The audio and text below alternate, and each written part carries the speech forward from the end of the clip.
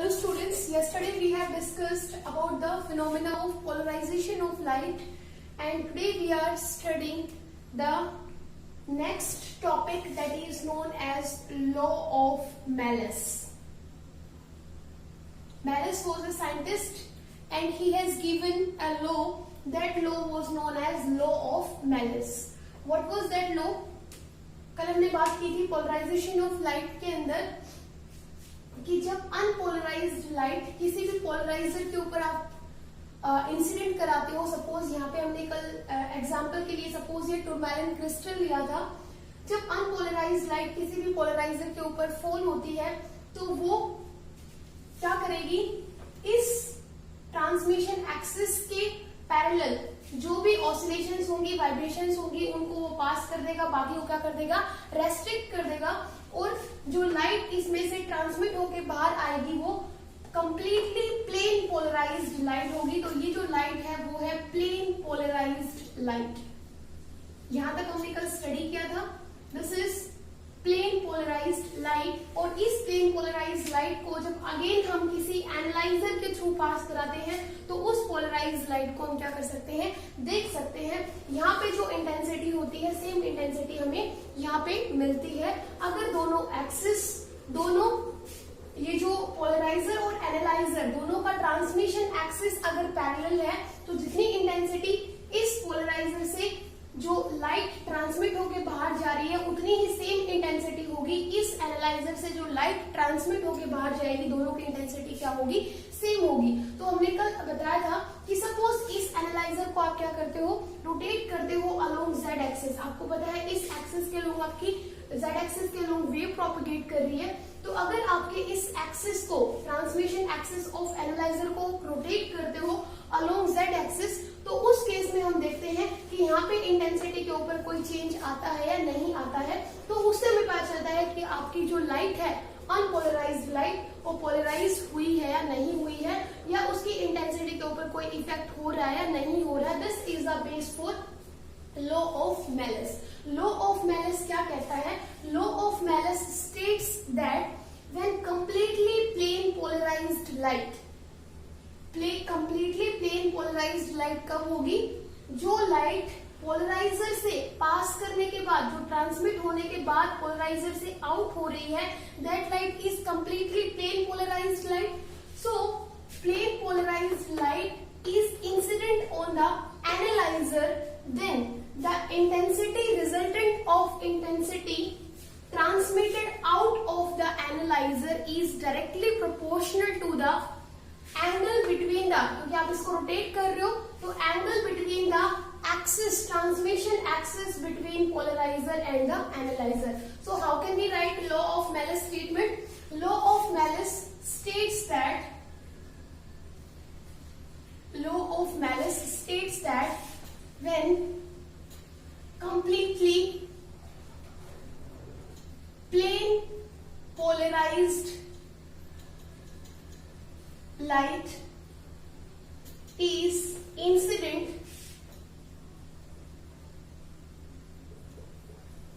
on analyzer,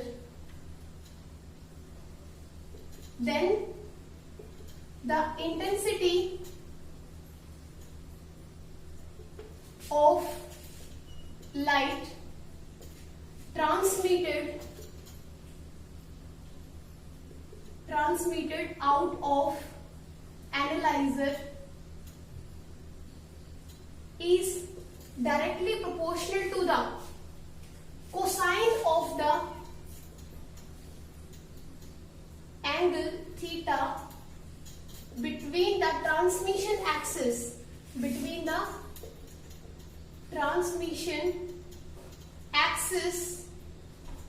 of polarizer and analyzer.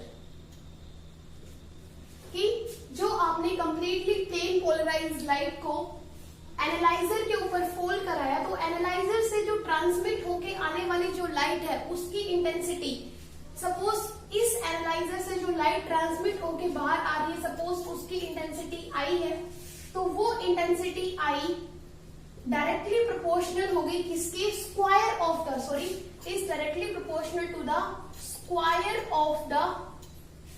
Square of the cosine of angle theta between the transmission axis of polariser and analyser, कि अगर आप इस analyser को किसी angle theta के ऊपर रोटेट कर देते हो अलोंग जेड एक्सिस, उस केस में इन दोनों के ट्रांसमिशन एक्सिस के बीच में जो एंगल बन रहा है थीटा, उसके कोसाइन का स्क्वायर के डायरेक्टली प्रोपोर्शनल होगी intensity of the transmitted light. ये स्टेटमेंट है लॉ ऑफ मेलिस की। अब इसको समझते हैं।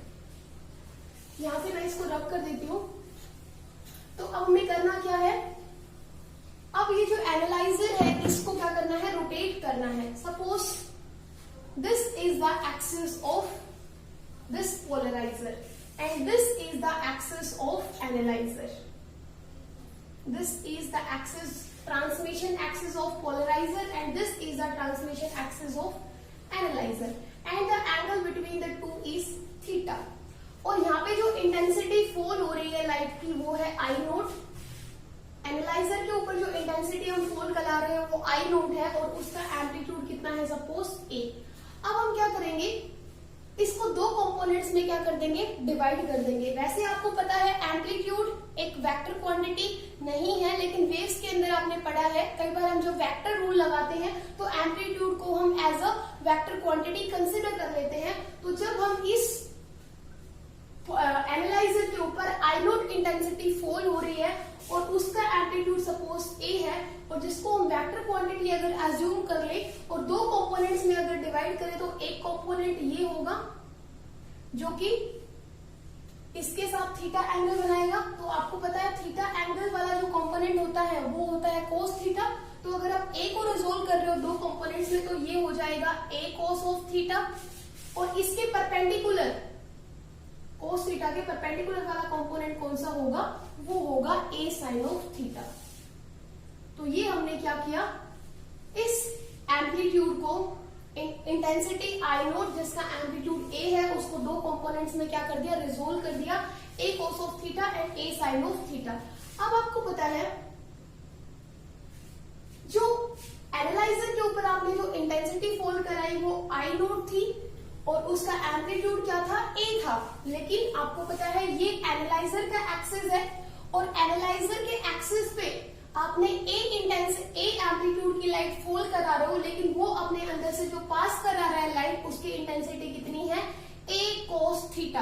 आपने फॉल इंसिडेंट कौन से कराई थी, ए, इसका एम्पलीट्यूड कितना था, ए। लेकिन जब इसके अंदर से ट्रांसमिट होके जो आ रही है, इसका ट्रांसमिशन एक्सिस जो लाइट इंटेंसिटी जो आ रही है उसका एम्पलीट्यूड कितना है, ए कोस ऑफ थीटा।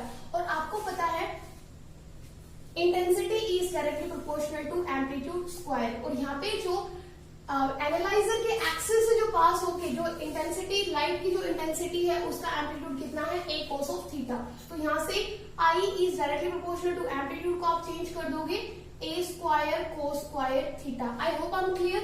प्रोपोर्शनलिटी को रिमूव करना होगा and in order to remove the proportionality we have to give one constant. So intensity is equal to K A square cos square theta. अब ये के ए स्क्वायर क्या है, देखो यहाँ पे इंटेंसिटी कितनी थी, एनालाइजर के ऊपर जो इंटेंसिटी फॉल हो रही है लाइट की इंटेंसिटी वो आई नोट है और जिसका एम्पलीट्यूड कितना है, ए। तो आई नोट इंटेंसिटी है और इसका एम्पलीट्यूड कितना है, ए। तो डायरेक्टली प्रोपोर्शनल होगा ए स्क्वायर की।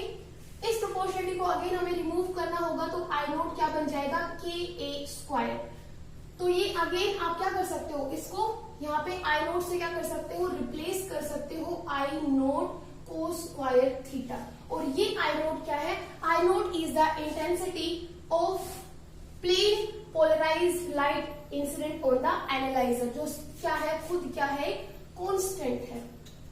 तो अगर ये कांस्टेंट है आई नोट तो हम यहाँ पे अगेन क्या लिख सकते हैं, I is directly proportional to cos square theta, क्योंकि जब इस प्रोपोर्शनलिटी को रिमूव करोगे तो अगेन क्या आ जाएगा, आई नोट। और यही हमारा क्या था, लॉ ऑफ मेलिस की स्टेटमेंट थी कि इंटेंसिटी जो ट्रांसमिट इस एनालाइजर से ट्रांसमिट होके बाहर लाइट आएगी उसकी इंटेंसिटी डायरेक्टली प्रोपोर्शनल होगी square of the cosine of angle between the transmission axis of polariser and analyzer. यही हमने स्टडी किया था। तो this is the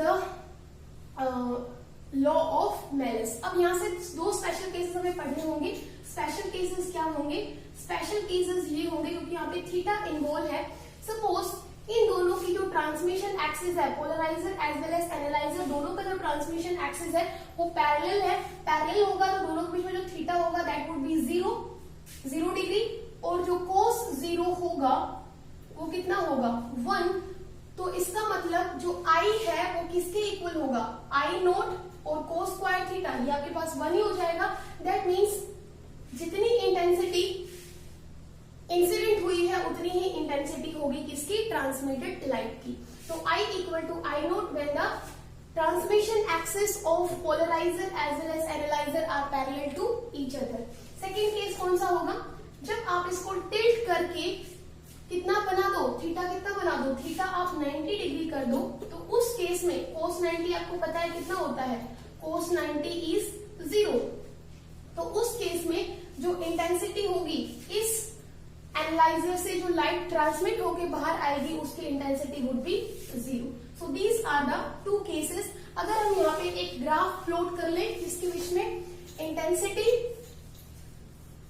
of light transmitted out of the analyser, की एनालाइजर से बाहर जो लाइट आ रही है उसकी इंटेंसिटी, और इन दोनों के बीच में, इन दोनों की ट्रांसमिशन एक्सिस के बीच में जो एंगल बन रहा है थीटा, उन दोनों के बीच में अगर हम ग्राफ प्लॉट कर ले तो सपोज दिस इज 0 डिग्री और ये इंटेंसिटी है। अगर आई नोट हम ले लें, सपोज यहाँ पे आई नोट है, तो I naught intensity I equal to I naught कब है? जब थीटा कितना है? 0 डिग्री। तो यहां से जो आपका ग्राफ होगा वो कुछ ऐसा ग्राफ आएगा। आप यहां से देख सकते हो, यहाँ पे जब एंगल दोनों के ट्रांसमिशन एक्सिस के बीच में एंगल कितना है? 0 डिग्री है। उस केस में जितनी इंटेंसिटी फॉल हो रही है, जितनी इंटेंसिटी ऑफ लाइट की जितनी इंटेंसिटी फॉल हो रही है उतनी ही ट्रांसमिटेड लाइट की इंटेंसिटी है। तो दोनों इंटेंसिटीज इक्वल है, और ये कब है? When angle between the to transmission axis is 0 degree. Again यहाँ पे आप देख सकते हो दिस इज 90 डिग्री, तो 90 डिग्री पे इंटेंसिटी कितनी थी? 0। तो अगेन आपको इंटेंसिटी कितनी मिल रही है? 0। अगेन 180 पे आपको इंटेंसिटी ये मिलेगी, अगेन 270 पे आपको ये मिलेगी। तो this is the graph between intensity of the light transmitted out of analyser and the angle between the transmission axis of analyzer as well as polarizer. So this is law of Melis. Now we will study the Brewster angle, or you can say Brewster angle, or polarization by reflection. Next is Brewster's law, और इसी के base पे हम study करेंगे polarization by reflection. अब Brewster's law और polarization by reflection का जो फर्स्ट आइडिया था that was given by again by the scientist malice. Malice ने ये बताया था कि जब कोई अनपोलराइज्ड लाइट कैसे पता हमें? क्योंकि जितनी एरोज है उतने ही डॉट्स हैं। 3 एरोज है हमारे पास, 3 डॉट्स हैं, तो ये आपके पास है अनपोलराइज्ड लाइट। तो मेलिस ने बताया कि when unpolarized light falls on the surface of a transparent medium, यहाँ पे 2 मीडियम्स है, एयर एंड ग्लास। ये एयर है, ये ग्लास है। तो जब ग्लास आपको पता है एक ट्रांसपेरेंट मीडियम है, तो unpolarised light falls on the surface of a transparent medium, तो आपको पता है लाइट जो होती है पार्शियली रिफ्लेक्ट होती है और पार्शियली रिफ्रैक्ट होती है। Then Melis told that when unpolarized light falls on the surface of a transparent medium, then the reflected light gets polarized. जो reflected light है वो क्या हो जाती है? Polarize हो जाती है, but जो extent of polarization है, मतलब कितनी polarize हुई, किस level तक polarize हुई, वो depend करता है इस angle of incidence के ऊपर, कि जो unpolarized light जिस एंगल पे इंसिडेंट हो रही है उस एंगल पे डिपेंड करेगा इस रिफ्लेक्टेड लाइट का पोलराइज होना। ये बताया किसने? मेलिस ने। अब इस आइडिया को फर्दर एक्सप्लेन किया था ब्रूस्टर ने। ब्रूस्टर ने ये बताया, मैं अगेन एक बार रिपीट कर देती हूँ। मेलिस ने बताया कि when unpolarized light falls on the surface of a transparent medium, the reflected light gets polarized, but the extent of polarization depends on the angle of incidence. कि जो अनपोलराइज्ड लाइट है वो किस एंगल पे incident हो रही है, उसके ऊपर, उस एंगल ऑफ इंसिडेंस के ऊपर डिपेंड करेगा पोलराइजेशन का एक्सटेंट। अब इसी को फर्दर एक्सप्लेन किया ब्रूस्टर ने, that's why this known as Brewster's law. उन्होंने क्या बताया कि for every pair of medium, for every pair of medium, every pair of media, यहाँ पे मीडियम्स कौन कौन से हैं, यहाँ पे पेयर कौन कौन सा है, एयर और glass. For every pair of medium there is one angle of incidence, एक एंगल ऑफ इंसिडेंस आपको पक्का ऐसा मिलेगा जिसके ऊपर जो रिफ्लेक्टेड लाइट होगी वो क्या होगी, कंप्लीटली पोलराइज होगी, और उस एंगल ऑफ इंसिडेंस को आप बोलोगे polarizing angle. Again I am repeating myself, Brewster ने इस मेलिस की स्टेटमेंट को कैसे फर्दर मॉडिफाई किया, उन्होंने बताया कि for every pair of medium आपको एक एंगल ऑफ इंसिडेंस ऐसा मिलेगा जिसके ऊपर अगर अनपोलराइज्ड लाइट इंसिडेंट होती है तो उस पर्टिकुलर एंगल के लिए जो रिफ्लेक्टेड लाइट होगी वो कंप्लीटली क्या हो जाएगी, पोलराइज हो जाएगी, और उस एंगल ऑफ इंसिडेंस को क्या बोला गया, पोलराइजिंग एंगल। उस टाइम पे जो एंगल ऑफ इंसिडेंस होगा वो उसको हम क्या बोलेंगे, पोलराइजिंग एंगल। तो पोलराइजिंग एंगल वो एंगल है जिसके ऊपर अगर अनपोलराइज्ड लाइट अगर इंसिडेंट होती है तो रिफ्लेक्टेड लाइट क्या हो जाएगी, कंप्लीटली पोलराइज हो जाएगी, and this angle is known as polarizing angle. अब ये पोलराइजिंग एंगल पे क्या था, एक तो लाइट कंप्लीटली पोलराइज हो गई, और इस एंगल ऑफ पोलराइजिंग, इस पोलराइजिंग एंगल के ऊपर अगर लाइट इंसिडेंट होती है तो उस केस में जो रिफ्लेक्टेड लाइट है, लाइट का जो रिफ्लेक्टेड वाला पार्ट है और रिफ्रैक्टेड वाला पार्ट है, दोनों के बीच में एंगल कितना होगा, 90 डिग्री। तो angle between reflected light and refracted light is 90 degree. यहाँ पे जो एंगल होगा वो कितना होगा, 90 डिग्री होगा। अब हम इसको स्टडी करते हैं। अब आपको बताया this is IP, polarizing angle, तो ये आपको बाय लॉ ऑफ रिफ्लेक्शन से ये भी क्या होगा, आईपी होगा, और ये एंगल कितना हो गया, 90 डिग्री हो गया। और इस एंगल को आप क्या बोल सकते हो, angle of refraction, that means angle are.